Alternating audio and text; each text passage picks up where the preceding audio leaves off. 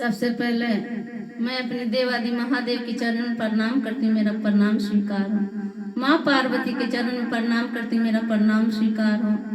गौरीपुत्र गणेश के चरण में प्रणाम करती हूँ, मेरा प्रणाम स्वीकार हो। माँ शारदे भवानी के चरण में प्रणाम करती हूँ, मेरा प्रणाम स्वीकार हो। हरिंदर भैया नीलम दीदी के चरण में प्रणाम करती हूँ, मेरा प्रणाम स्वीकार हो। जितने भी भैया दीदी मेरे वीडियो को देखते हैं उनको भी मैं चरण छू के प्रणाम करती हूँ, मेरा प्रणाम स्वीकार हो। और जो नहीं भी देखते हैं उनको भी मैं चरण छू के प्रणाम करती हूँ, मेरा प्रणाम स्वीकार करें। तो एक बार प्रेम से बोले हर हर महादेव।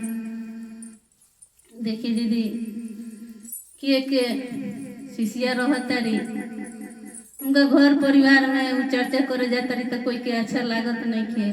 कभी देवर ताना मारता, कभी गोतनी ताना मारता रही, यहाँ तक कि कभी कभी पति भी उनका के बोलता रन कि तू चर्चा करे जाता रू शिव जी के, कि घर चर्चा करे जाता रू, कुछ समझ में आवत नहीं खे कि नचनिया बजनिया के काम कुली करता रू, सब छोड़ द, अच्छा नहीं खे लागत। घरे घरे घूम के टोले टोले महल घूम के तू चर्चा करता रू, हमारी इज्जत डाउन होता तू मत जा। लेकिन शिष्या भी कहली है कि चाहे सुन ली घर परिवार के लोग, चाहे हमारे जान रही चाहे जाई, जब तक कि सांस चली हम चर्चा ना छोड़म। तो देखी कैसे कहतारी, चाहे कटाइब चाहे मड़ाइब चाहे कसाइब बोरा में, चाहे कटाइब चाहे मड़ाइब चाहे कसाइब बोरा, रे गुरु के चर्चा न छोड़बे सैया घूमत रहब टोला। अरे गुरु के चर्चा न छोड़बे सैया घूमत रहब टोला। अरे गुरु के चर्चा न छोड़बे सैया घूमत रहब टोला। अरे